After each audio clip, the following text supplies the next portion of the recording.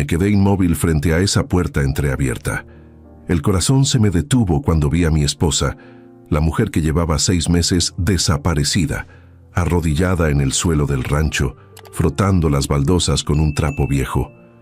Tenía el cabello sucio, la ropa raída y sus ojos.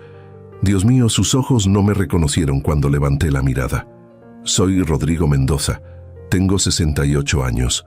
Durante 40 años construí un imperio de bienes raíces en Monterrey. 3 ranchos, 2 desarrollos comerciales, una fortuna que pensé dejaría a mis hijos con orgullo. Pero en este momento, parado en el umbral de mi propio rancho familiar, en las afueras de Santiago, toda esa riqueza no significaba nada, porque acababa de descubrir que mi hijo Javier y mi nuera Sofía habían convertido a mi esposa en su sirvienta, o algo peor. La historia comenzó 6 meses atrás. Guadalupe, mi esposa de 42 años de matrimonio, desapareció una noche de abril. Javier llegó a mi casa en la Colonia del Valle con la cara desencajada, diciendo que mamá había salido a caminar y nunca regresó. Llamamos a la policía. Revisamos hospitales. Pusimos carteles por toda la ciudad. Nada. Los primeros días fueron un infierno de esperanza y desesperación. Cada llamada telefónica me hacía brincar del sillón. Cada patrulla que pasaba frente a la casa me hacía temblar. Guadalupe era una mujer de rutinas. No salía sola de noche. No tenía enemigos. ¿Cómo podía simplemente esfumarse? Javier y Sofía se mostraron destrozados. Venían todos los días a acompañarme. Sofía lloraba en mi hombro. Javier organizaba las búsquedas con sus amigos. Durante esas semanas terribles pensé, al menos tengo a mi hijo. Al menos no estoy solo en esto. ¡Qué ingenuo fui! La primera señal extraña llegó al mes de la desaparición. Mencioné que quería ir al rancho familiar en Santiago, la propiedad donde Guadalupe y yo pasábamos los fines de semana, donde criamos a nuestros hijos, donde teníamos tantos recuerdos. Quería sentirla cerca, caminar por el jardín que ella cuidaba, tocar las cosas que ella tocaba. Javier se puso rígido. «No es buena idea, papá», dijo con una voz que no admitía réplica. «Ese lugar solo te va a hacer daño. Está lleno de recuerdos de mamá». «Precisamente por eso quiero ir», respondí. Sofía intervino con esa sonrisa suya que siempre me había parecido encantadora, pero que ahora, al recordarla, me produce náuseas. «Don Rodrigo, Javier tiene razón. Además, la casa está cerrada. No hay electricidad ni agua. Sería peligroso para usted ir solo en su estado emocional». Mi estado emocional. Acababa de perder a mi esposa y me trataban como si fuera un niño incapaz de tomar decisiones. Pero cedí. Estaba débil, estaba roto, y confiaba en ellos. Los meses pasaron como una nebulosa de dolor. La policía cerró la investigación activa. Los detectives privados que contraté llegaron a callejones sin salida. Guadalupe se había convertido en un fantasma, en una ausencia que carcomía cada rincón de mi casa. Javier y Sofía seguían visitándome, pero algo había cambiado. Sus visitas se volvieron más espaciadas, más frías. Cuando preguntaba por el rancho, si habían ido a revisar que todo estuviera en orden, cambiaban de tema con una habilidad desconcertante. «Está todo bien, papá. No te preocupes por eso. Ya mandamos a alguien a checar. Todo en orden. Concéntrate en tu salud. El rancho no importa ahora». Pero para mí sí importaba. Ese rancho era el último lugar donde Guadalupe y yo fuimos felices. Era la tierra donde plantamos naranjos juntos, donde celebramos bodas de plata, donde ella me dijo, bajo las estrellas de la Sierra Madre, que yo era el amor de su vida. Hace 3 semanas, algo en mí se rompió, o más bien, algo se recompuso. Estaba en mi estudio revisando papeles cuando encontré una vieja fotografía de Guadalupe en el rancho, sonriendo junto a las bugambilias que tanto amaba. Y en ese momento, una certeza me atravesó como un rayo. Tenía que ir. Necesitaba estar ahí. Necesitaba sentirla cerca, aunque solo fueran paredes vacías y polvo. Le mencioné mi plan a Javier esa misma tarde. Su reacción fue violenta. «No vas a ir a ese rancho, papá», gritó, algo que nunca antes había hecho. Javier siempre fue un hijo respetuoso, educado, Verlo perder el control así me dejó helado. «Es mi propiedad», dije con calma. «Puedo ir cuando quiera». «No estás pensando con claridad», intervino Sofía, apareciendo desde la cocina como si hubiera estado escuchando. «El médico dijo que no debes manejar largas distancias. Tu presión arterial». «Mi presión arterial está perfecta», la interrumpí, «y no necesito permiso de nadie para ir a mi propia casa». Javier se acercó a mí con una expresión que nunca le había visto, dura, calculadora. «Papá, si vas a ese rancho, vas a tener problemas conmigo. Te lo estoy advirtiendo». Advirtiendo. Mi propio hijo me estaba amenazando. Esa noche no pude dormir. Las palabras de Javier daban vueltas en mi cabeza. ¿Por qué tanto misterio con el rancho? ¿Qué estaban ocultando? Y entonces, como piezas de un rompecabezas macabro, empecé a recordar detalles extraños de los últimos meses. La vez que escuché a Sofía hablando por teléfono en voz baja. No puede saber nada. Tiene que seguir creyendo que desapareció. Las miradas que Javier y Sofía intercambiaban cuando yo mencionaba a Guadalupe. El día que encontré en la basura un recibo de supermercado del pueblo cercano a Santiago, compras grandes para varias personas, justo después de que me dijeran que nadie había ido al rancho en meses. La ocasión en que Sofía llegó a mi casa con tierra roja en los zapatos, tierra roja como la del rancho. Cuando le pregunté, se puso pálida y dijo que había ido a visitar a una amiga en el campo. Mentiras. Todo eran mentiras.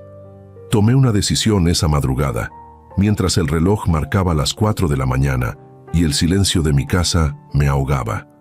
Iba a ir al rancho, en secreto, sin decirle a nadie. Pasé los siguientes días planeando. Javier y Sofía tenían la costumbre de viajar a Guadalajara los fines de semana para ver a los padres de ella. El próximo sábado sería mi oportunidad. Cuando llegó el día, esperé a que me llamaran desde la carretera para confirmar que ya iban en camino. La voz de Javier sonaba relajada, desprevenida. «Papá, vamos a estar fuera todo el fin de semana. ¿Estarás bien solo? Podemos pedirle a la vecina que te visite». «Estaré bien, hijo», mentí con una calma que no sentía. «Disfruten el viaje». En cuanto colgué, me puse en marcha. El trayecto a Santiago normalmente me tomaba 2 horas. Ese día, con el corazón latiendo en la garganta y las manos sudorosas en el volante. Pareció durar una eternidad. Cada kilómetro que avanzaba por la carretera nacional aumentaba mi ansiedad. ¿Qué esperaba encontrar? ¿Un rancho abandonado y polvoriento? ¿Evidencia de que Javier había estado usándolo para algo ilegal? ¿O absolutamente nada, y todos mis temores eran solo paranoia de un viejo que había perdido a su esposa? Ninguna de mis teorías se acercaba a la verdad. Llegué al rancho cerca de las 3 de la tarde. El sol de octubre caía implacable sobre la tierra árida de Nuevo León. Los cerros de la Sierra Madre se alzaban a lo lejos, testigos silenciosos de lo que estaba a punto de descubrir. El portón de entrada estaba cerrado con candado, pero yo tenía la llave. Siempre la había tenido. Entré con el coche avanzando lentamente por el camino de tierra, levantando polvo rojizo. Y entonces la vi, la casa principal. No estaba abandonada. Las cortinas estaban abiertas. Había ropa tendida en el patio lateral. Un coche viejo que no reconocí estaba estacionado bajo el mezquite. Alguien vivía ahí. Estacioné a cierta distancia y caminé hacia la casa con las piernas temblando. Cada paso parecía resonar en el silencio pesado de la tarde. Las cigarras cantaban en los árboles. El viento movía las hojas secas. Me acerqué a la ventana lateral y miré adentro. Lo que vi me heló la sangre. La sala, nuestra hermosa sala con los muebles que Guadalupe había escogido con tanto cuidado, estaba transformada. Los sofás estaban cubiertos con sábanas sucias. Había cajas apiladas contra las paredes, botellas de cerveza vacías sobre la mesa de centro. Pero lo peor fue ver la puerta del cuarto de servicio entreabierta y escuchar voces.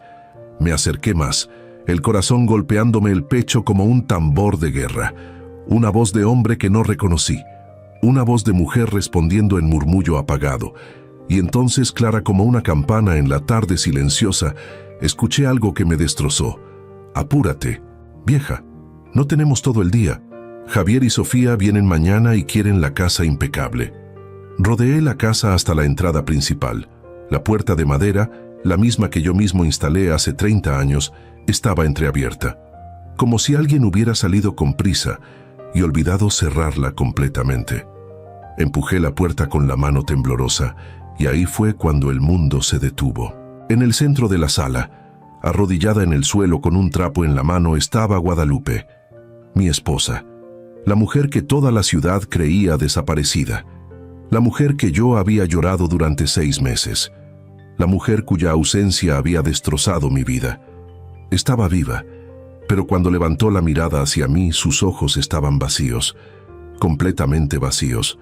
No había reconocimiento, no había sorpresa, no había amor, solo nada. «¿Guadalupe?», susurré, mi voz quebrándose. Ella parpadeó lentamente y volvió a mirar el suelo, continuando con su tarea de limpiar las baldosas como si yo fuera invisible, como si fuera un fantasma en mi propia casa. Detrás de mí escuché pasos pesados. Me volteé y vi a un hombre corpulento, de unos 40 años, con el rostro curtido por el sol y una expresión de shock absoluto. «¿Qué chingados hace usted aquí?», dijo con voz ronca. Antes de que pudiera responder, otra figura apareció desde la cocina, una mujer mayor, con delantal sucio y cara de susto. «Don Rodrigo», jadeó, «usted no debería estar aquí». Y en ese momento, mientras miraba a mi esposa limpiando el suelo como una autómata, mientras esos extraños me miraban con pánico en los ojos, mientras el peso de la traición caía sobre mí como una tonelada de ladrillos, entendí todo. Mi hijo no había perdido a su madre, la había escondido. El hombre corpulento dio un paso hacia mí, pero alcé la mano con una autoridad que no sabía que todavía poseía. «Ni se te ocurra acercarte», dije con voz fría. «Esta es mi casa, mi propiedad, y esa mujer es mi esposa». El tipo se detuvo confundido. Miró hacia la mujer del delantal, luego a Guadalupe, que seguía limpiando el suelo como si nada de esto estuviera ocurriendo. «Don Rodrigo», empezó la mujer mayor con voz temblorosa, «nosotros solos, don Javier nos contrató para...» «¿Para qué?», exploté, sintiendo 40 años de compostura desmoronarse en un segundo. «Para mantener a mi esposa como prisionera, para hacerla trabajar como sirvienta en su propia casa. No es lo que parece», tartamudeó ella, retorciendo el delantal entre sus manos. «Don Javier dijo que la señora estaba enferma, que necesitaba cuidados especiales, que usted no podía saber por qué». «¿Por qué qué?», rugí. El silencio que siguió fue ensordecedor. Me arrodillé frente a Guadalupe, tomando su rostro entre mis manos. Su piel estaba más delgada, más pálida. Tenía ojeras profundas, pero era ella. Era mi Lupita. «Mi amor», susurré, «soy yo, Rodrigo, tu esposo». Sus ojos me miraron sin expresión, como si estuviera viendo a través de mí hacia algo lejano e inalcanzable. «Ella no va a responder», dijo la mujer mayor con suavidad. «Casi no habla, solo obedece órdenes simples. Don Javier dijo que...». «No quiero escuchar lo que mi hijo dijo», la interrumpí, con las lágrimas quemándome los ojos. «Quiero saber qué le hicieron». La mujer retrocedió. El hombre corpulento se cruzó de brazos incómodo. «Nosotros no le hicimos nada», dijo él finalmente. «Cuando llegamos hace 5 meses, ella ya estaba así. Don Javier nos pagó para cuidarla, para mantenerla limpia y alimentada. Dijo que usted no podía verla porque le haría daño, que ella había tenido un episodio, que los médicos recomendaban mantenerla alejada». Mentiras. Todo eran mentiras elaboradas, cuidadosamente construidas. Miré a Guadalupe otra vez. Había una pequeña cicatriz en su sien que no recordaba. Sus muñecas tenían marcas circulares como de ¿cuerdas? ¿Esposas? La furia que sentí en ese momento fue algo primario, algo que venía de un lugar profundo y oscuro que no sabía que existía dentro de mí. Mi hijo había hecho esto. Mi propio hijo. «Ayúdenme a subirla al coche», ordené levantándome con determinación. «No podemos hacer eso», dijo el hombre, bloqueando mi camino. Don Javier nos dijo que saqué mi teléfono y marqué un número que había esperado nunca tener que usar. Mi abogado personal, Ramón Villarreal, el mejor abogado civil de Monterrey y mi amigo desde hace 30 años. Ramón, dije cuando contestó, necesito que vengas al rancho de Santiago inmediatamente y trae a la policía. ¿Rodrigo? ¿Qué pasa? Encontré a Guadalupe. Está viva. ¿Y mi hijo? Mi voz se quebró. No podía decirlo en voz alta todavía. Era demasiado monstruoso. Voy para allá, respondió Ramón sin dudar. No hagas nada. Espérame. Pero no podía esperar. Cada segundo que Guadalupe estaba en ese lugar era un segundo más de pesadilla. La tomé del brazo con suavidad. Ella se dejó guiar sin resistencia, como una muñeca. La mujer mayor empezó a llorar. Por favor, don Rodrigo, nosotros tenemos familia. Necesitamos este trabajo. Don Javier nos amenazó con... ¿Con qué?, pregunté deteniéndome. Con reportarnos a migración, sollozó. Somos de Oaxaca. No tenemos papeles. Él dijo que si alguien preguntaba algo, o si no hacíamos exactamente lo que nos decía, nos deportarían. Que nunca volveríamos a ver a nuestros hijos. Por supuesto. Javier había elegido a sus cómplices cuidadosamente. Gente vulnerable, gente que no podía defenderse, gente que tenía demasiado que perder. No voy a reportarlos a nadie, dije con calma, pero necesito que me digan todo. ¿Cuándo trajeron aquí a mi esposa? ¿Qué les dijo Javier exactamente? La mujer se limpió las lágrimas y comenzó a hablar con voz temblorosa. Llegamos a finales de abril. Don Javier nos trajo en su camioneta. La señora venía en el asiento trasero con los ojos vendados y las manos atadas. Él dijo que era por su seguridad, que había intentado lastimarse. Nos mostró papeles de un doctor, documentos que decían que ella tenía un trastorno mental grave. Mentiras. Guadalupe nunca había tenido problemas mentales. Era la persona más cuerda y equilibrada que conocía. ¿Y qué les pidió que hicieran? Que la mantuviéramos aquí, que le diéramos de comer 3 veces al día, que la bañáramos, que le diéramos pastillas. ¿Qué pastillas? El hombre fue hasta la cocina y volvió con un frasco de medicamento. Lo tomé con manos temblorosas. Diazepam, dosis alta, sedantes. La habían estado drogando durante 6 meses para mantenerla dócil, para borrar su personalidad, para convertirla en un cascarón vacío. El odio que sentí hacia mi hijo en ese momento era algo tangible, algo que podía saborear en la boca como metal oxidado. ¿Javier venía seguido? Él y la señora Sofía venían cada 2 semanas, dijo la mujer. Traían provisiones, revisaban que todo estuviera en orden. A veces se quedaban 1 día o 2. ¿Y mi esposa? ¿Cómo se comportaba cuando ellos estaban aquí? Los dos intercambiaron una mirada incómoda. Ella les tenía miedo, admitió el hombre. Cuando escuchaba el coche de don Javier, empezaba a temblar. Se escondía en el cuarto de servicio. Una vez intentó correr y la señora Sofía la agarró del cabello y la arrastró de vuelta. Mi visión se nubló de rojo. Tuve que apoyarme contra la pared para no caer. Sofía, la nuera que lloraba en mi hombro, la mujer que me traía comida casera cuando estaba deprimido, la que organizaba misas por el descanso del alma de Guadalupe. Había arrastrado a mi esposa del cabello como a un animal. ¿Por qué?, susurré. ¿Por qué harían esto? No lo sabemos, dijo la mujer, pero escuchamos conversaciones.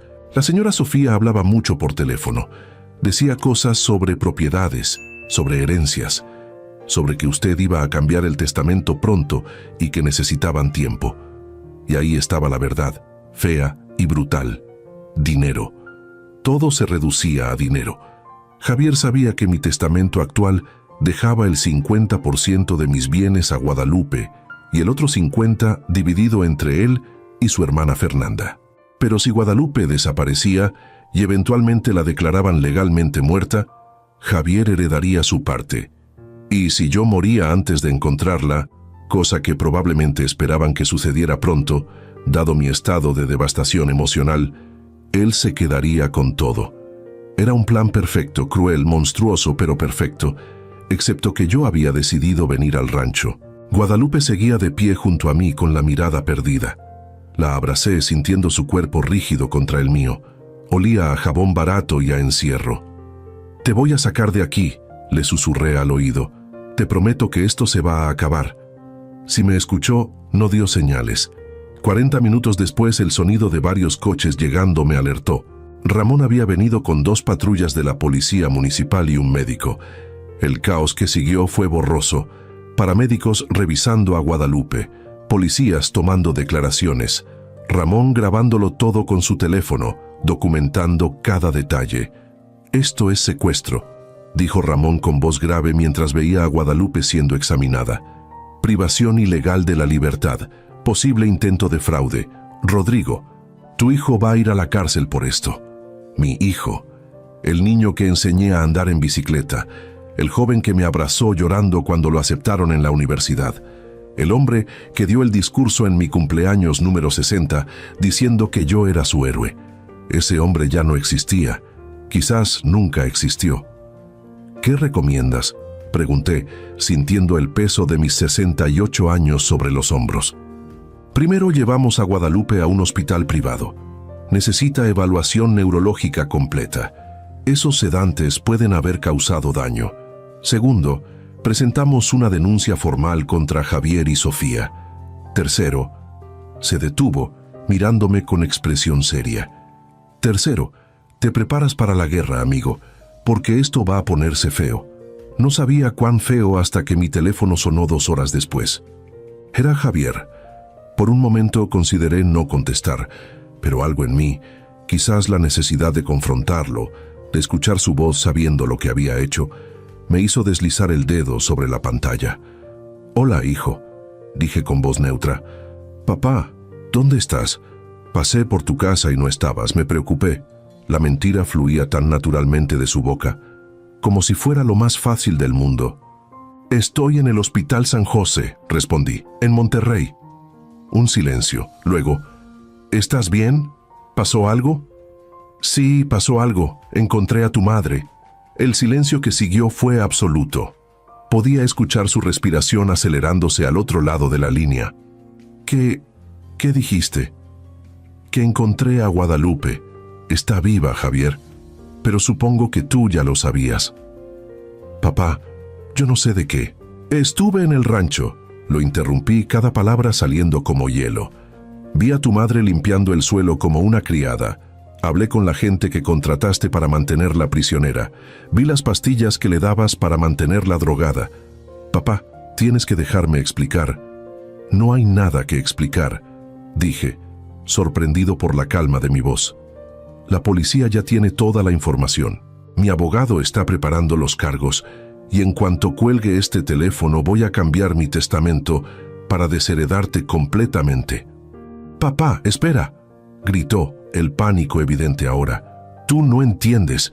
Mamá estaba enferma.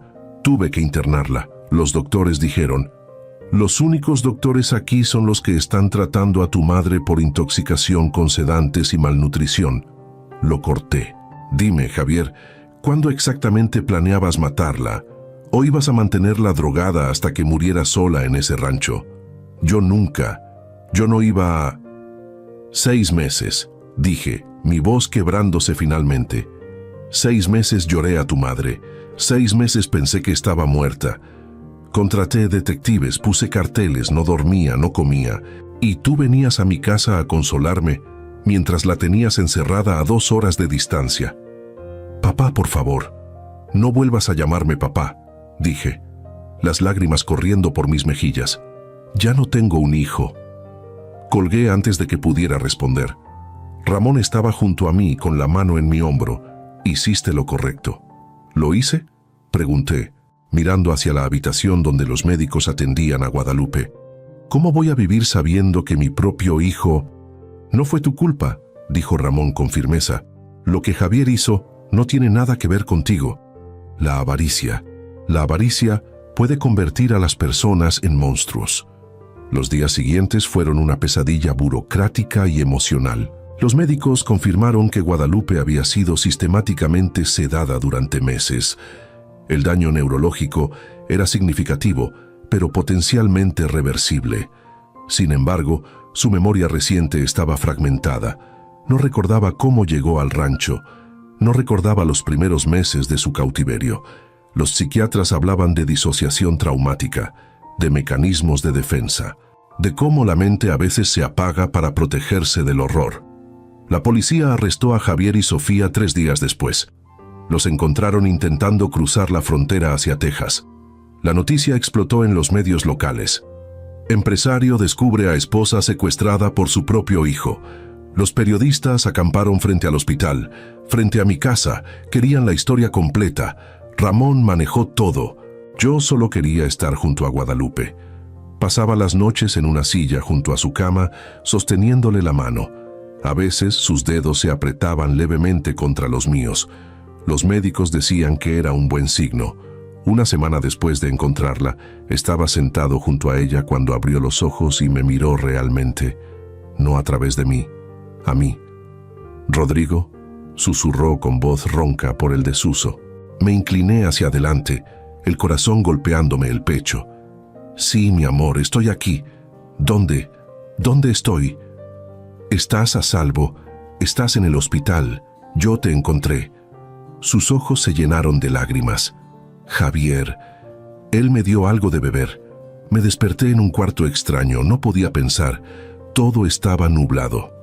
«Shh, no hables ahora», dije, limpiando sus lágrimas. «Tienes que recuperarte». «¿Cuánto tiempo?» 6 meses. El horror en su rostro fue desgarrador. 6. ¿Y tú? Pensé que habías desaparecido. Pensé que estabas muerta. Lloró entonces. Lloró como nunca la había visto llorar. Y yo lloré con ella, ambos aferrándonos el uno al otro como náufragos en una tormenta. Pero incluso en ese momento de dolor compartido, algo se estaba gestando dentro de mí. Una determinación, una sed de justicia. Porque Javier no solo había lastimado a su madre, nos había lastimado a todos. Había destruido una familia. Había traicionado la confianza más sagrada que existe. Y aunque los cargos penales seguirían su curso, yo sabía que necesitaba hacer más. Necesitaba asegurarme de que Javier y Sofía entendieran completamente lo que habían perdido. 2 semanas después, con Guadalupe mostrando mejoras significativas y finalmente de vuelta en casa bajo cuidado médico constante, convoqué una reunión con Ramón y mi contador, Eduardo Garza. «Quiero cambiar todo», dije, extendiendo los documentos de mi patrimonio sobre el escritorio. El testamento, los fideicomisos, las propiedades a nombre de Javier. Eduardo silbó bajo. «Estamos hablando de bienes por más de 200 millones de pesos, Rodrigo.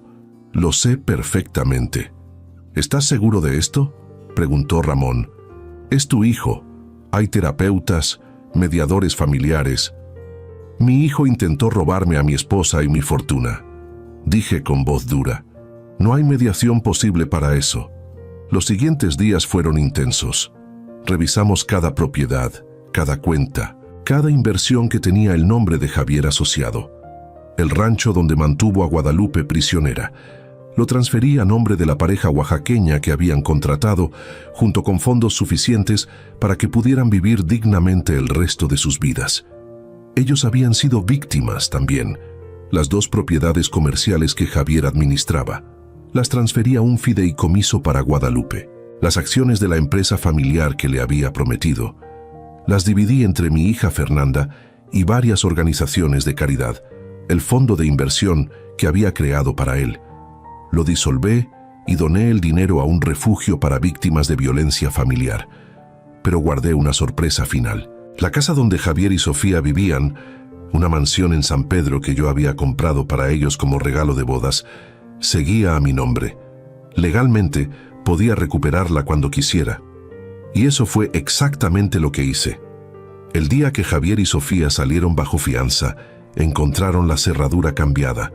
Encontraron un aviso de desalojo legal. Encontraron sus pertenencias empacadas en cajas en el jardín. Javier me llamó furioso. «No puedes hacer esto, es nuestra casa». «Es mi casa», corregí, «que yo les prestaba por generosidad.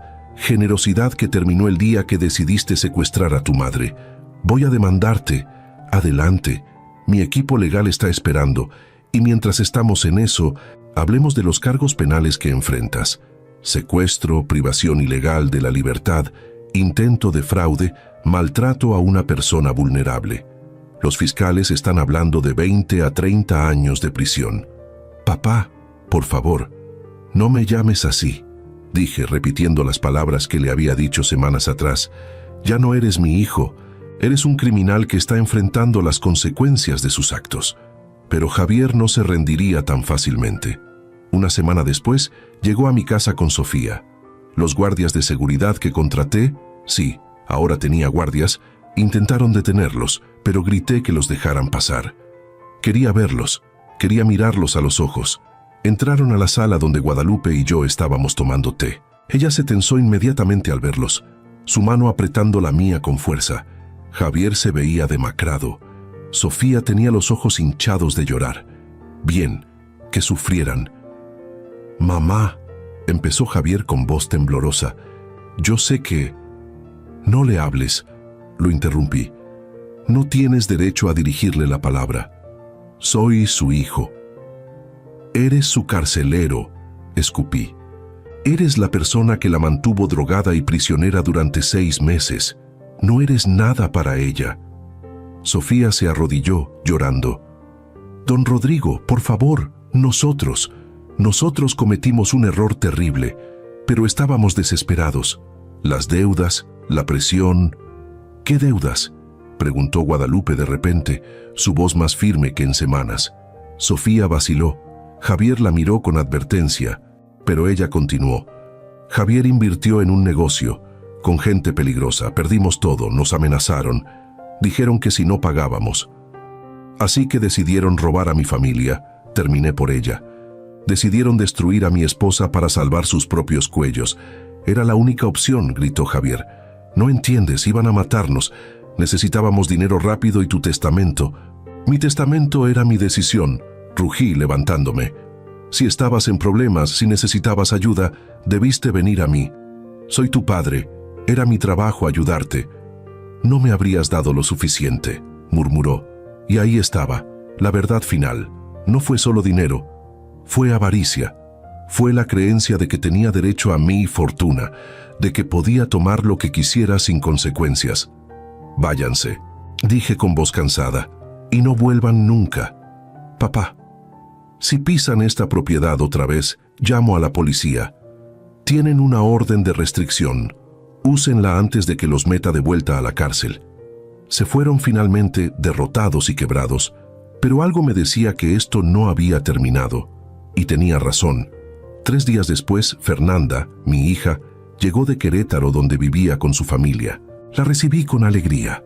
Fernanda siempre había sido la hija responsable, la que me llamaba cada semana, la que visitaba a su madre religiosamente. Pero cuando entró a la casa, la expresión en su rostro me heló. «Papá», dijo con voz fría, «necesitamos hablar sobre lo que le estás haciendo a Javier». Y ahí fue cuando me di cuenta. La batalla apenas comenzaba. Miré a Fernanda como si fuera una extraña. Mi hija, mi niña, la que me abrazaba cada vez que venía de visita, la que me decía «papá, te quiero» antes de colgar el teléfono. Pero la mujer que tenía frente a mí tenía los brazos cruzados y una expresión que nunca le había visto. Dura, acusadora, distante. «¿Qué le estoy haciendo a Javier?», repetí lentamente, sin poder creer lo que escuchaba. «¿Me estás preguntando qué le estoy haciendo yo a él? Papá, lo desheredaste. Le quitaste su casa, lo dejaste en la calle con cargos criminales que podrían arruinar su vida para siempre. Él secuestró a tu madre», dije, cada palabra saliendo como una bala. «La mantuvo drogada en el rancho durante 6 meses, la hizo trabajar como sirvienta, la maltrató. Eso es lo que tú dices», respondió Fernanda mirándome con escepticismo. El mundo se detuvo. «¿Qué es lo que yo digo?». Javier me contó su versión. Él dice que mamá tuvo un episodio psicótico, que los doctores recomendaron mantenerla aislada, que tú estabas muy mayor para cuidarla adecuadamente y que... ¿Y tú le creíste?, la interrumpí sintiendo la furia subir por mi garganta. «¿Le creíste a él en lugar de creerme a mí?». en lugar de preguntarle a tu propia madre lo que pasó? Fernanda vaciló por primera vez. Mamá está confundida. Los doctores dicen que su memoria. Tu madre está confundida porque tu hermano la tuvo drogada con sedantes durante medio año. Exploté. Hay reportes médicos, hay testimonios de testigos, hay evidencia forense. ¿Qué más necesitas? Fernanda, una confesión firmada con sangre. No tienes que gritarme, dijo ella retrocediendo. Sí tengo que gritarte, rugí, porque parece que es la única manera de que me escuches. Tu hermano casi mata a tu madre. ¿Eso no significa nada para ti? Significa mucho, respondió con voz temblorosa, pero había algo más en sus ojos, algo calculador. Pero Javier es mi hermano, es familia, y tú lo estás destruyendo por un error. ¿Un error? Las palabras salieron como veneno. ¿Llamas a 6 meses de secuestro y maltrato un error? Fernanda se mordió el labio y entonces dijo algo que me destrozó más que todo lo que Javier había hecho. Papá, si hubieras dividido tu herencia equitativamente desde el principio, nada de esto habría pasado. Me quedé paralizado. ¿Qué acabas de decir? Todos sabemos que siempre planeaste dejarle más a mamá que a nosotros. 50% para ella, 50% para dividirnos entre Javier y yo. Eso no es justo, papá. Somos tus hijos. Trabajamos toda la vida en el negocio familiar. Javier te ayudó a construir el desarrollo en Apodaca. Yo administré las propiedades durante años antes de casarme. ¿Entonces esto es por dinero? Pregunté con incredulidad. ¿Me estás culpando a mí de que tu hermano haya secuestrado a su propia madre porque mi testamento no le parecía justo? No estoy justificando lo que hizo, dijo Fernanda, pero su voz carecía de convicción.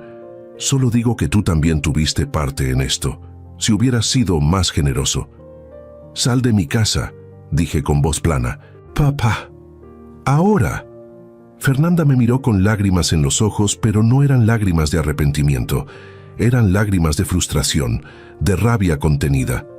Esto no va a quedar así, dijo mientras caminaba hacia la puerta. Javier tiene abogados, va a pelear esto, y yo lo voy a apoyar. Entonces tú también estás fuera del testamento, dije con calma mortal. Felicidades, Fernanda. Acabas de elegir el dinero sobre tu propia madre. Se detuvo en el umbral, el cuerpo rígido. Por un momento pensé que se voltearía, que pediría perdón, que reconocería la locura de lo que estaba diciendo, pero solo salió, cerrando la puerta con fuerza. Me dejé caer en el sillón temblando.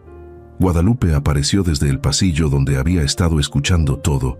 Se veía pálida, frágil. También perdimos a nuestra hija, susurró. No pude responder, solo la abracé mientras ambos llorábamos. Los días siguientes fueron un descenso al infierno. Javier y Fernanda lanzaron una campaña en redes sociales. Publicaron declaraciones diciendo que yo era un padre abusivo, que había maltratado a Guadalupe durante años, que ella había huido de mí y que Javier solo intentaba protegerla. Subieron fotos viejas de reuniones familiares con pies de foto manipuladores. Días más felices antes de que nuestro padre mostrara su verdadera cara. Contrataron a un publicista que logró colocar su versión de la historia en varios medios. Empresario acusa falsamente a su hijo después de perder a su esposa por maltrato. Los comentarios en línea eran brutales. Gente que no me conocía me llamaba monstruo, abusador. Decían que merecía morir solo. Ramón me aconsejó no leer nada, pero era imposible no enterarse. Los clientes del negocio empezaron a hacer preguntas incómodas. Algunos contratos se cancelaron. La junta directiva de una fundación benéfica donde yo servía me pidió tomar un descanso hasta que las cosas se aclararan. Y entonces Javier jugó su carta más fuerte. Presentó una demanda civil contra mí por difamación y pérdida de ingresos. Alegaba que mis falsas acusaciones habían destruido su reputación y sus oportunidades de trabajo. Pedía 50 millones de pesos en daños. Simultáneamente, presentó una demanda para anular el cambio de testamento, argumentando que yo no estaba en mi sano juicio cuando lo hice. Presentó evidencia de que yo sufría demencia senil. La evidencia consistía en declaraciones de amigos suyos diciendo que yo había olvidado conversaciones, que me repetía, que estaba confundido sobre fechas y eventos.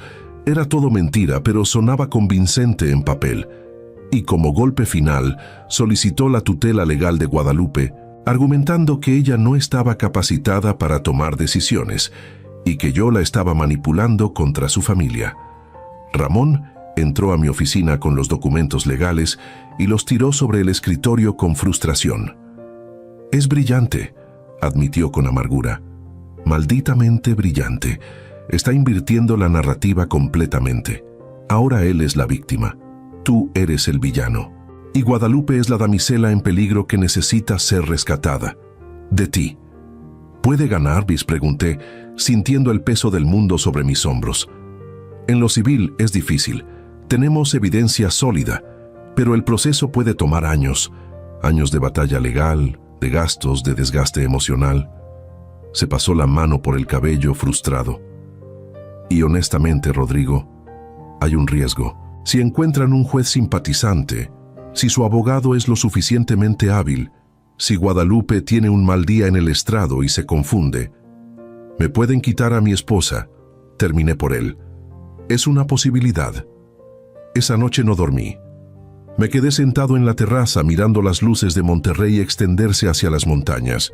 ¿Cómo había llegado a esto? Como una familia que alguna vez fue unida, que celebraba Navidades juntos y se apoyaba en tiempos difíciles, había degenerado en esta guerra cruel. Pensé en todas las decisiones que había tomado en mi vida, las propiedades que compré, los negocios que construí, el dinero que ahorré. ¿Todo eso para qué? Para que mis propios hijos me odiaran, para que pelearan sobre mi cadáver como buitres. «No puedes rendirte». Me volteé. Guadalupe estaba en la puerta de la terraza envuelta en una bata. Se veía más fuerte que en semanas. Los doctores decían que su recuperación era notable. «No sé si puedo seguir peleando», admití. «Tal vez deberíamos retirarnos, irnos a algún lugar donde nadie nos conozca, empezar de nuevo». «¿Y dejar que ganen?», dijo ella acercándose. Se sentó a mi lado, tomando mi mano. «¿Dejar que se salgan con la suya? Estoy cansado, Lupita». «Yo también», respondió. «Estoy cansada de tener miedo, cansada de llorar, cansada de sentirme débil». Sus ojos brillaron con una determinación que no había visto en meses. «Pero no voy a dejar que lo que me hicieron sea en vano. Voy a testificar. Voy a pararme frente a un juez y contar exactamente lo que Javier me hizo. Los abogados van a atacarte. Van a decir que estás confundida, que inventas cosas. Que lo intenten», dijo con fiereza. «Tengo cicatrices, tengo marcas en las muñecas, tengo 6 meses de mi vida robados. Eso no se puede falsificar». La miré con admiración. Esta mujer que había sido quebrada estaba encontrando su fuerza nuevamente. «¿Estás segura?». «Nunca he estado más segura de algo en mi vida». A la mañana siguiente, llamé a Ramón. «Vamos a pelear. Contra todo, contra todos, y vamos a ganar». «Así se habla», respondió con aprobación. «Tengo algunas ideas». La estrategia de Ramón fue agresiva y multifacética. Primero, contratamos a un equipo de investigadores privados para examinar las finanzas de Javier. Si él y Sofía estaban en deudas con gente peligrosa, como habían insinuado, necesitábamos nombres, necesitábamos pruebas. Segundo, conseguimos declaraciones detalladas de la pareja oaxaqueña que cuidó a Guadalupe. Sus testimonios eran devastadores. Describían cómo Javier les daba instrucciones específicas sobre las dosis de medicamento, cómo Sofía revisaba que Guadalupe estuviera suficientemente dócil, cómo ambos hablaban abiertamente de esperar a que el viejo estirara la pata.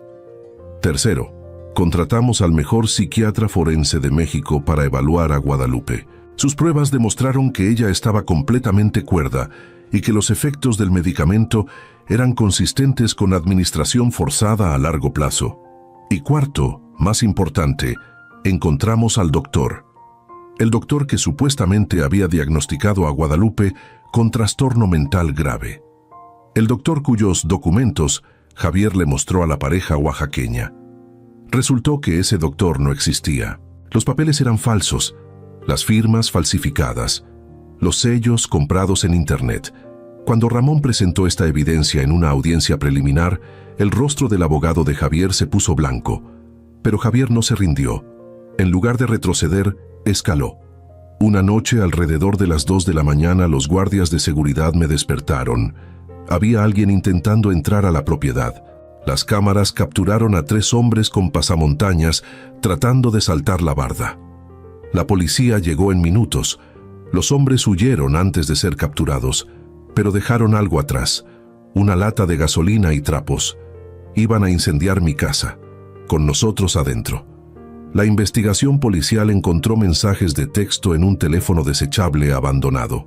Los mensajes venían de un número registrado a nombre de Sofía. Ahora enfrentaban cargos adicionales, intento de incendio premeditado y conspiración para cometer asesinato. La noticia explotó en los medios. La narrativa cambió dramáticamente. Los mismos periodistas que habían publicado la versión de Javier ahora escribían artículos sobre el hijo que intentó asesinar a sus padres. Las redes sociales se volcaron. Los comentarios que antes me atacaban ahora defendían a Guadalupe y a mí. Llamaban a Javier monstruo. Pedían la pena máxima. Fernanda publicó un comunicado diciendo que ella no tenía conocimiento de las acciones de su hermano y que condenaba cualquier tipo de violencia. Pero no me pidió perdón. No vino a visitarnos. No llamó.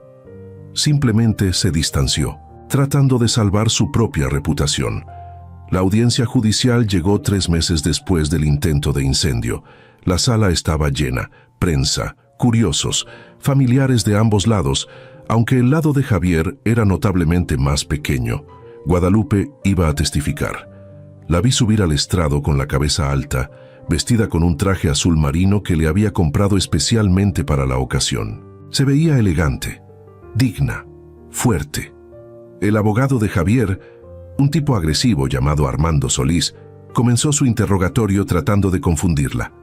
«Señora Mendoza, ¿es cierto que usted sufrió un colapso nervioso en marzo de este año?» «No», respondió Guadalupe con voz firme. «No tuvo episodios de paranoia, de comportamiento errático. No. ¿No es cierto que su esposo la encontró hablando sola, creyendo que había intrusos en la casa?» «Eso nunca sucedió». Solís mostró unos papeles. «Tengo aquí declaraciones de vecinos que dicen». «Esas declaraciones son falsas», interrumpió Ramón. «Ya presentamos evidencia de que esos vecinos son amigos del acusado que aceptaron firmar declaraciones a cambio de dinero». El juez revisó los documentos y frunció el ceño. «Licenciado Solís, esto es muy irregular». Solís cambió de táctica. «Señora Mendoza, ¿es cierto que durante su estadía en el rancho usted no intentó escapar ni una sola vez?» Guadalupe bajó la mirada por primera vez. No podía. Estaba drogada. No podía pensar con claridad. Y cuando intentaba resistirme, su voz se quebró. «¿Ellos qué, señora Mendoza?» Me amenazaban. Sofía me decía que si no obedecía, le harían daño a Rodrigo. Me decían que él estaba enfermo del corazón, que cualquier impresión fuerte lo podía matar, que si yo hacía problemas. Las lágrimas corrían por sus mejillas ahora, que lo matarían y lo harían parecer un accidente. La sala estalló en murmullos. El juez golpeó el mazo pidiendo orden. «¿Y usted les creyó?», presionó Solís tratando de sonar escéptico. «Acababan de secuestrarme», gritó Guadalupe, la compostura rompiéndose finalmente. «Acababan de drogarme y llevarme a un lugar desconocido. Mi propio hijo me había traicionado. ¿Por qué no iba a creerles?». El silencio que siguió fue absoluto. Miré a Javier. Estaba pálido, con las manos apretadas sobre la mesa. Sofía lloraba en silencio a su lado, pero no eran lágrimas de arrepentimiento, eran lágrimas de autocompasión. El abogado de Javier intentó recomponerse. «Sin más preguntas, su señoría». Ramón se levantó para el contrainterrogatorio, pero antes de que pudiera hablar, Guadalupe se dirigió directamente al juez. «Su señoría, hay algo más que necesito decir». El juez asintió. «Adelante, señora Mendoza». Guadalupe se volvió hacia Javier, mirándolo directamente a los ojos por primera vez desde que había comenzado el juicio.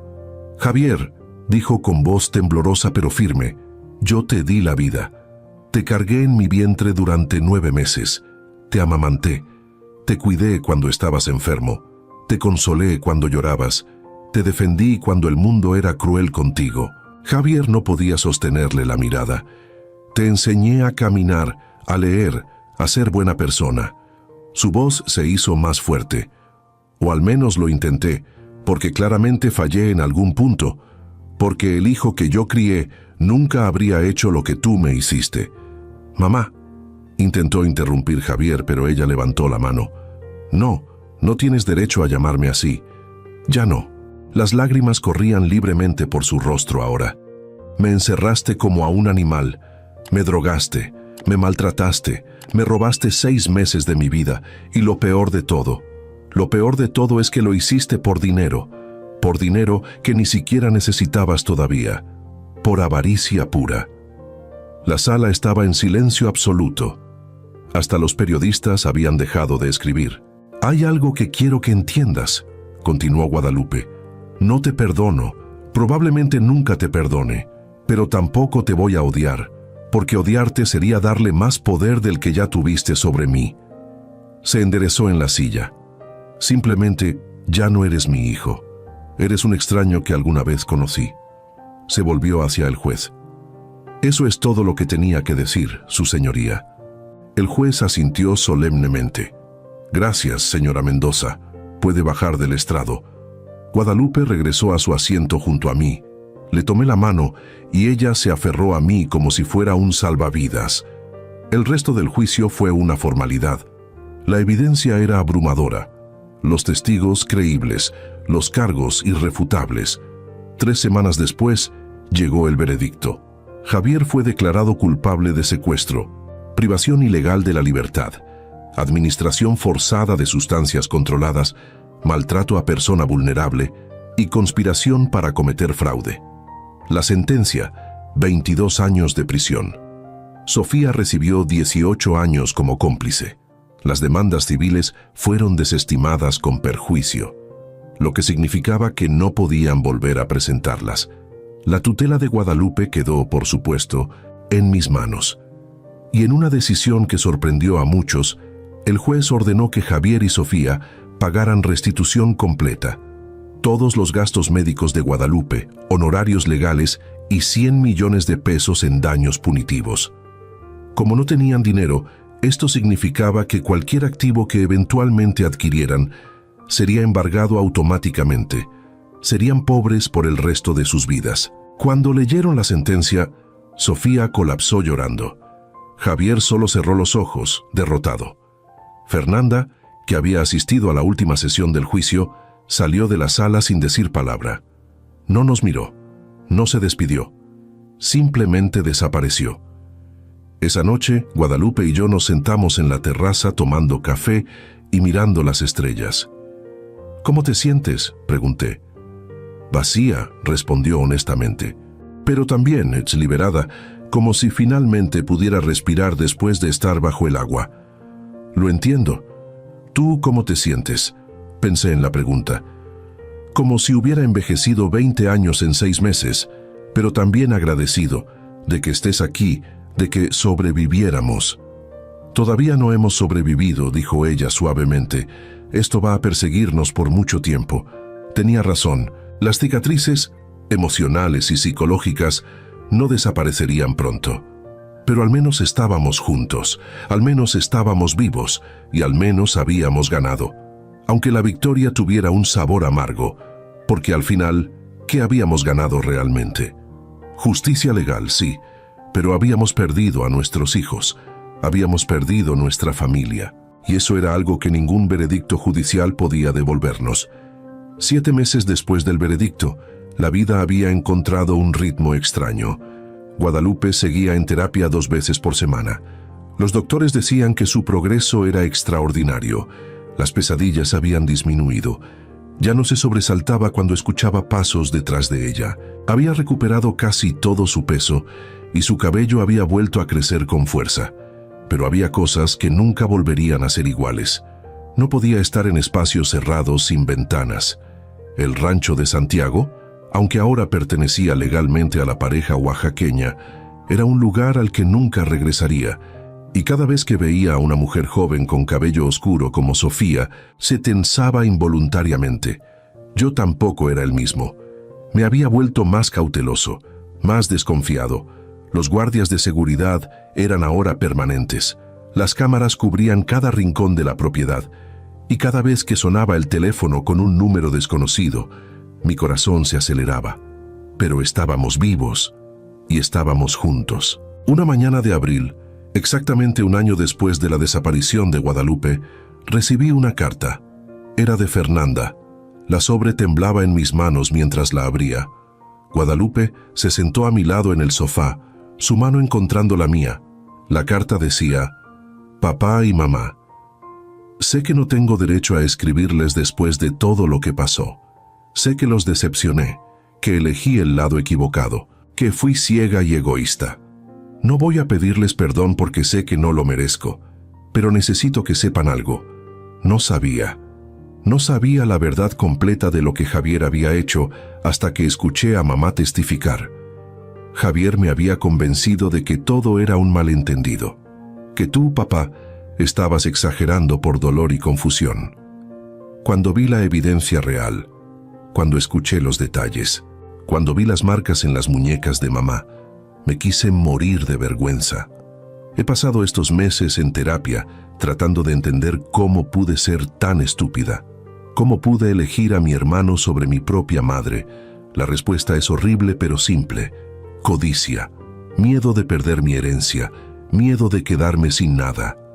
Papá, cuando cambiaste el testamento para desheredarme también a mí, mi primer pensamiento fue rabia. Pero ahora entiendo que fue lo correcto, fue lo que merecía. No les estoy escribiendo para pedirles dinero, no les estoy escribiendo para que me perdonen. Solo quiero que sepan que lo siento, que estoy avergonzada, y que si algún día en el futuro lejano ustedes decidieran darme la oportunidad de conocer a la mujer en la que me he convertido después de esto, sería el mayor regalo de mi vida. Los amo, siempre los he amado, incluso cuando no lo demostré. Su hija, que no merece ese título, Fernanda». Guadalupe lloraba en silencio junto a mí. Yo tenía un nudo en la garganta del tamaño de una montaña. «¿Qué hacemos?», susurró ella. «No lo sé», admití. Pasamos días discutiéndolo. Guadalupe era más compasiva que yo. Decía que Fernanda al menos había reconocido su error, que al menos había mostrado arrepentimiento genuino. Yo era más escéptico. ¿Cuántas veces había escuchado palabras bonitas que no significaban nada? ¿Cuántas promesas vacías había recibido? Pero había algo en esa carta, algo en la honestidad brutal de sus palabras. «No les estoy escribiendo para pedirles dinero. No merezco ese título». Era el tipo de honestidad que dolía, el tipo que significaba algo. 2 semanas después le escribí una respuesta: «Fernanda, tu carta nos tomó por sorpresa. Tu madre y yo hemos hablado mucho sobre qué hacer. No voy a mentirte, el daño que causaste es profundo. Tu madre se sintió traicionada no solo por tu hermano, sino por ti. La niña que ella crió, que ella amó incondicionalmente, la abandonó en su momento más oscuro. Eso no se olvida fácilmente. Pero tu madre tiene un corazón más grande que el mío. Ella dice que todos merecemos una segunda oportunidad, que el arrepentimiento genuino merece ser reconocido. No te vamos a recibir con los brazos abiertos. No va a ser como antes. Pero si realmente has cambiado, si realmente entiendes la magnitud de lo que pasó, entonces tal vez, solo tal vez, podamos empezar de nuevo. Lentamente, con cuidado, con límites claros. Tu madre sugiere que vengas a visitarnos. Una tarde, sin expectativas, solo para hablar. Si estás de acuerdo, llama a este número. Papá». Fernanda llamó esa misma noche, llorando tan fuerte que apenas podía hablar. Acordamos una visita para el siguiente fin de semana. Cuando llegó el día yo estaba más nervioso que para el juicio. Guadalupe preparó café y pan dulce. las conchas que siempre le habían gustado a Fernanda cuando era niña. El timbre sonó a las 3 en punto. Fernanda estaba en la puerta con un ramo de gardenias, las flores favoritas de Guadalupe, y los ojos rojos de haber llorado. «Hola», dijo con voz pequeña. «Hola», respondí. Nos quedamos ahí parados por un momento incómodo. Luego Guadalupe apareció detrás de mí y, para mi sorpresa, abrió los brazos. Fernanda colapsó en ellos, sollozando. «Lo siento, mamá. Lo siento tanto». «Lo sé, mija», susurró Guadalupe, acariciando su cabello. «Lo sé». Las siguientes horas fueron difíciles pero necesarias. Nos sentamos en la sala, la misma sala donde Fernanda me había confrontado meses atrás, y hablamos. Fernanda explicó cómo Javier la había manipulado, cómo había sembrado dudas sobre mi cordura, cómo había usado su propio miedo de quedarse sin herencia para controlarla. «No estoy diciendo que no tuve responsabilidad», aclaró rápidamente. «Yo elegí creerle. Yo elegí no investigar más. Yo elegí el dinero sobre ustedes. Eso fue mi decisión». «¿Por qué?», preguntó Guadalupe con suavidad. «¿Por qué el dinero era tan importante?». Fernanda se secó las lágrimas. «Porque soy débil, porque mi esposo perdió su trabajo hace 2 años y estábamos en problemas financieros. Porque tengo 3 hijos en escuelas privadas y una hipoteca que no podíamos pagar. Y cuando Javier me dijo que papá estaba planeando dejarnos sin nada, entré en pánico». «Yo nunca dije eso», interrumpí. «Mi testamento siempre incluyó provisiones generosas para ambos». «Lo sé ahora», dijo ella, mirándome directamente. Pero en ese momento, cegada por el miedo y la desesperación, le creí a Javier. Creí sus mentiras porque era más fácil que enfrentar la verdad. «¿Y cuál era la verdad?», pregunté.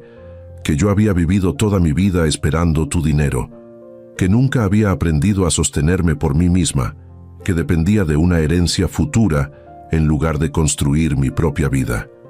Su voz se quebró. «Cuando me desheredaste, mi primer pensamiento no fue perdí a mis padres, fue perdí mi seguridad financiera.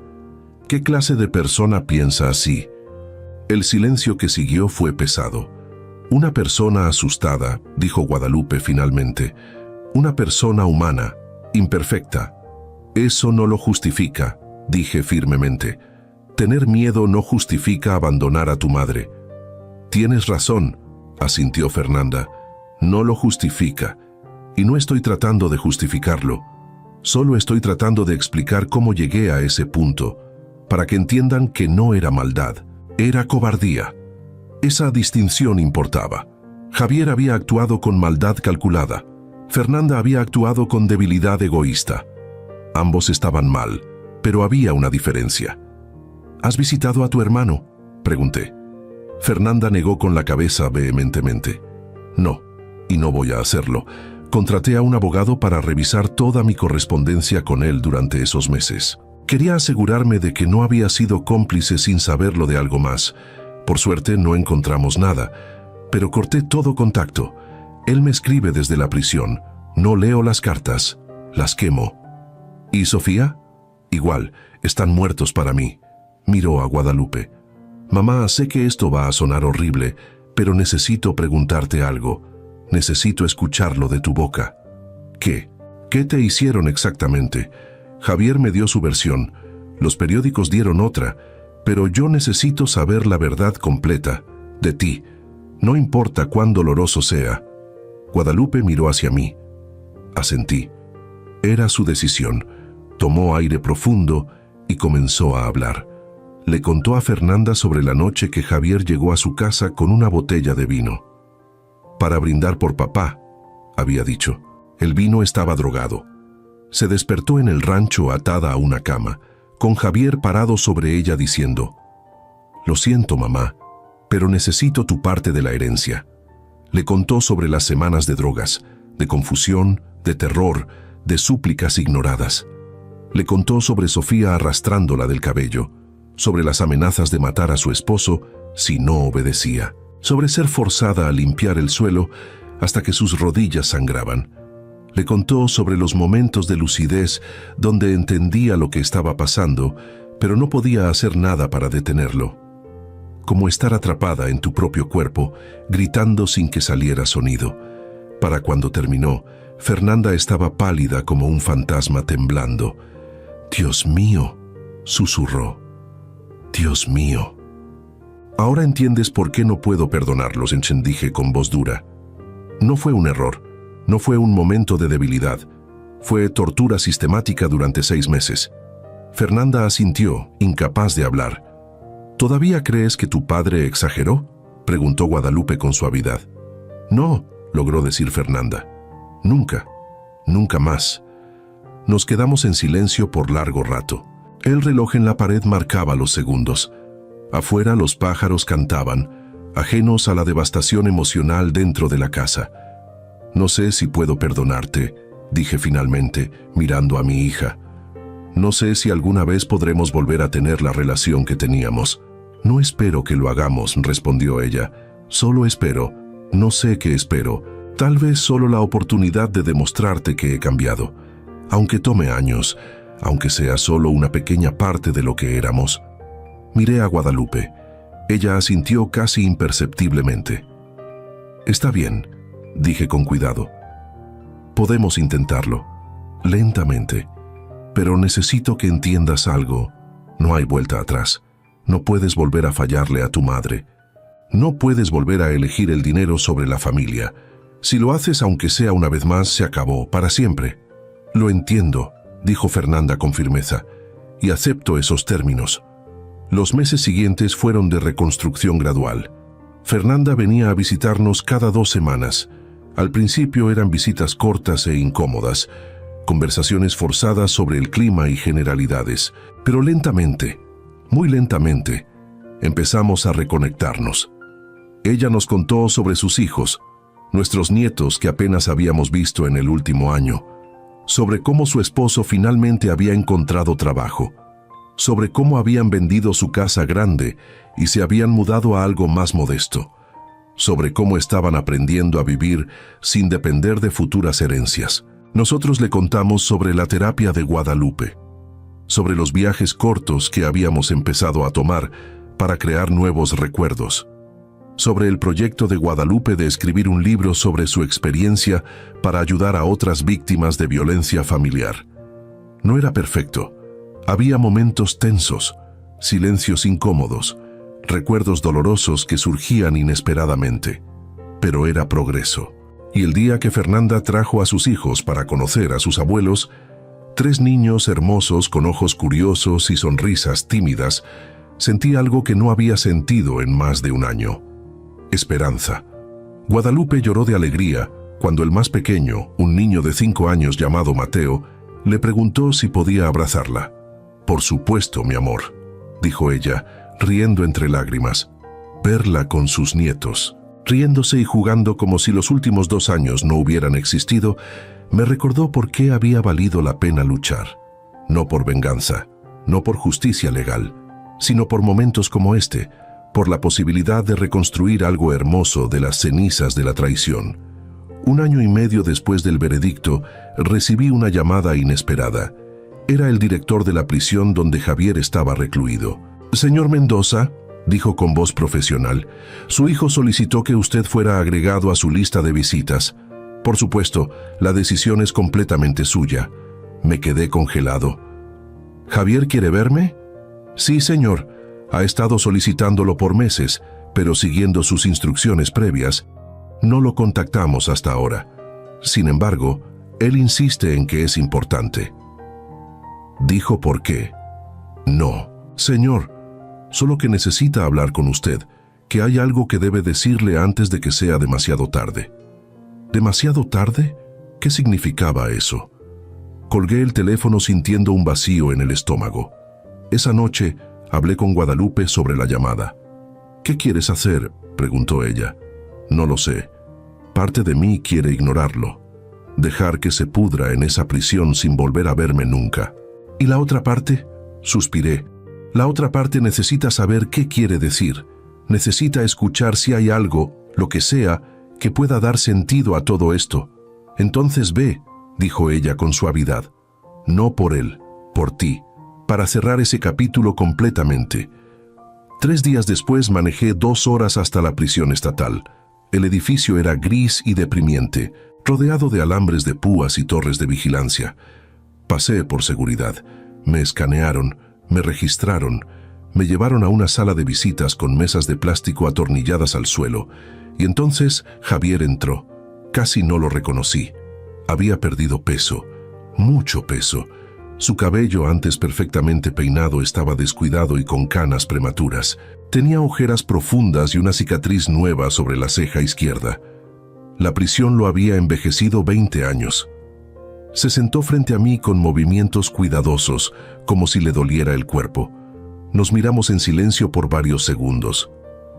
«Gracias por venir», dijo finalmente. Su voz era diferente, más suave, más quebrada. No respondí, solo esperé. «Sé que no tengo derecho a pedirte nada», continuó. «Sé que lo que hice es imperdonable, pero necesitaba verte. Necesitaba decirte algo cara a cara». «Habla», dije con voz plana. Javier respiró profundo. «Estoy enfermo, cáncer de páncreas. Etapa 4. Los doctores dicen que me quedan 6 meses, tal vez 1 año si respondo bien al tratamiento». El mundo se detuvo. Mi hijo, el hombre que había traicionado a su familia, que había torturado a su madre, estaba muriendo. Esperé sentir algo, satisfacción, justicia poética, algo, pero solo sentí vacío. «Lo siento», dije automáticamente, y me sorprendió darme cuenta de que lo decía en serio, al menos parcialmente. «No lo sientas», respondió él. «Me lo merezco. Todo lo que me está pasando, me lo merezco». «¿Es por eso que querías verme? ¿Para decirme que te estás muriendo?» «No». Se inclinó hacia adelante, sus ojos, tan parecidos a los míos, llenos de lágrimas. «Quería pedirte perdón, no porque espere que me perdones, no porque piense que lo merezco, sino porque necesito que sepas que entiendo lo que hice». «¿Así?», dije con sarcasmo. «¿Entiendes que torturaste a tu madre, que casi destruyes a tu padre, que rompiste una familia por dinero?» «Sí», dijo simplemente. «Lo entiendo, y me odio por ello cada segundo de cada día». «Bien», dije fríamente. «Deberías odiarte». «Papá», comenzó, pero levanté la mano. «No me llames así. Perdiste ese derecho». Sus labios temblaron. «Tienes razón. Lo siento». El silencio se extendió entre nosotros. A nuestro alrededor, otras familias se visitaban. Niños llorando, esposas llorando, madres llorando. Tanto dolor concentrado en un solo lugar. «¿Sofía sabe?», pregunté finalmente. «Sí, ella. Ella tampoco quiere verme. Dice que todo es mi culpa, que yo la convencí de hacer algo horrible». Se limpió los ojos. «Y tiene razón. ¿Ella participó voluntariamente?» «Sí, pero yo la presioné. Yo planeé todo. Yo soy el responsable principal. Al menos en eso era honesto». «¿Hay algo más que quieras decirme?», pregunté, preparándome para irme. «Sí». Su voz se quebró completamente ahora. «Quiero que sepas que mamá, tu esposa, la mujer que torturé, fue la mejor madre del mundo, y yo lo sabía. Siempre lo supe. Y aún así la lastimé de la manera más cruel posible». Las lágrimas corrían libremente por su rostro ahora. «Quiero que sepas que tú fuiste un buen padre. El mejor, me diste todo, amor, educación, oportunidades, y yo lo desperdicié todo por avaricia y estupidez. Javier, por favor déjame terminar», suplicó. «Necesito decir esto, necesito que lo escuches». Asentí con rigidez. No hay nada en este universo que pueda deshacer lo que hice. No hay cantidad de arrepentimiento que pueda borrar el dolor que causé. Voy a morir sabiendo que fui un monstruo, que desperdicie el regalo más grande que cualquiera puede recibir, una familia que me amaba». Se levantó lentamente, con movimientos dolorosos. «Gracias por venir, por darme la oportunidad de decir esto. No espero volverte a ver. No espero perdón. Solo espero que tú y mamá puedan ser felices, que puedan olvidarse de mí y seguir adelante». Me miró una última vez con ojos llenos de desesperación y arrepentimiento. «Te amaba, papá. Sé que no lo demostré. Sé que lo destruí todo, pero quiero que sepas que te amaba, y lamento profundamente haberte decepcionado. Se dio la vuelta y comenzó a caminar hacia la puerta donde el guardia lo esperaba. Javier, lo llamé. Se detuvo volteándose lentamente. Yo también te amaba, dije con voz temblorosa. Al hijo que fuiste, al niño que cargué en mis hombros. A ese Javier lo amaba con todo mi corazón. Las lágrimas corrían por mi rostro ahora también. Pero ese Javier murió el día que decidiste lastimar a tu madre, y el hombre que está frente a mí, no lo conozco. Asintió lentamente, aceptando el golpe. Lo sé, adiós, señor Mendoza. Y se fue escoltado de regreso a su celda, donde pasaría sus últimos meses de vida. Conduje de regreso a casa en piloto automático, las lágrimas nublando mi visión. Tuve que detenerme 3 veces en el camino, porque no podía ver la carretera. Mi hijo estaba muriendo, y no sentía nada más que un dolor sordo y persistente. No satisfacción de que estuviera siendo castigado, no alivio de que pronto desaparecería de nuestras vidas. Solo dolor. Dolor por lo que pudo haber sido y nunca sería. Cuando llegué a casa, Guadalupe me estaba esperando. Una mirada a mi cara le dijo todo lo que necesitaba saber. Me abrazó en silencio, dejándome llorar contra su hombro. «Está muriendo», logré decir finalmente. «Cáncer». Ella se tensó. «¿Cuánto tiempo?» «6 meses, tal vez 1 año». No dijo nada. Solo me sostuvo mientras yo procesaba la imposible mezcla de emociones. Esa noche, acostados en la cama, Guadalupe rompió el silencio. «¿Crees que su arrepentimiento era real?» Pensé en la pregunta, en los ojos de Javier, en su voz quebrada, en su cuerpo destrozado. «Sí», admití finalmente. «Creo que era real, pero eso no cambia nada. El arrepentimiento no deshace el daño». «No», estuvo de acuerdo ella, «pero al menos significa que murió entendiendo lo que hizo. Eso es algo. ¿Es suficiente?» «No lo sé», suspiró. ¿Algo podría ser suficiente? No tenía respuesta para eso. Javier murió 8 meses después. No asistimos al funeral. Fernanda sí fue, pero nos dijo que fue más por cerrar su propio ciclo que por honrar a su hermano. Fue pequeños, nos contó después. Solo Sofía, algunos primos lejanos y yo. Nadie más. Una vida desperdiciada, un talento malgastado, una familia destruida. Todo por avaricia. Pero la vida continuó. Guadalupe publicó su libro 2 años después del juicio. Se convirtió en un bestseller inesperado. Miles de cartas llegaron de mujeres, y algunos hombres, que habían experimentado traiciones similares por parte de familiares. Usamos las ganancias del libro para establecer una fundación que ayudaba a víctimas de violencia familiar. La llamamos Fundación Esperanza y Dignidad. Fernanda se convirtió en directora voluntaria, dedicando su tiempo a ayudar a otros a sanar como ella estaba sanando. Y nosotros, Guadalupe y yo, aprendimos a vivir de nuevo. Viajamos, conocimos a nuestros nietos, plantamos un nuevo jardín en una propiedad diferente, porque el rancho de Santiago sería siempre un lugar de dolor. Aprendimos que la familia no es solo sangre, es elección, es lealtad, es amor demostrado a través de acciones, no palabras. Perdimos 2 hijos, pero recuperamos 1. Y ganamos 3 nietos que llenaron nuestras vidas de alegría inesperada. ¿Fue suficiente? ¿Compensó el dolor? No. Nada podría hacer eso. Pero fue algo. Fue un nuevo comienzo. Fue esperanza. Y a veces, eso es todo lo que necesitamos para seguir adelante. Hoy, 5 años después de que abrí esa puerta en el rancho y encontré a mi esposa limpiando el suelo, me siento en mi terraza favorita. Guadalupe está en el jardín, enseñándole a nuestro nieto Mateo cómo plantar rosas. Él tiene 10 años ahora y la adora. Fernanda está adentro preparando la cena, cantando suavemente. El sol se pone sobre las montañas, pintando el cielo de naranja y púrpura. Y pienso en todo lo que perdimos, en todo lo que ganamos, en todo lo que aprendimos. Aprendí que la riqueza material es frágil, que el dinero puede corromper incluso a los más amados, que la avaricia es un veneno que destruye desde adentro. Pero también aprendí que el amor verdadero es más fuerte que la traición, que la dignidad se mantiene incluso en los momentos más oscuros, que el perdón, cuando es merecido, puede sanar heridas que parecían fatales.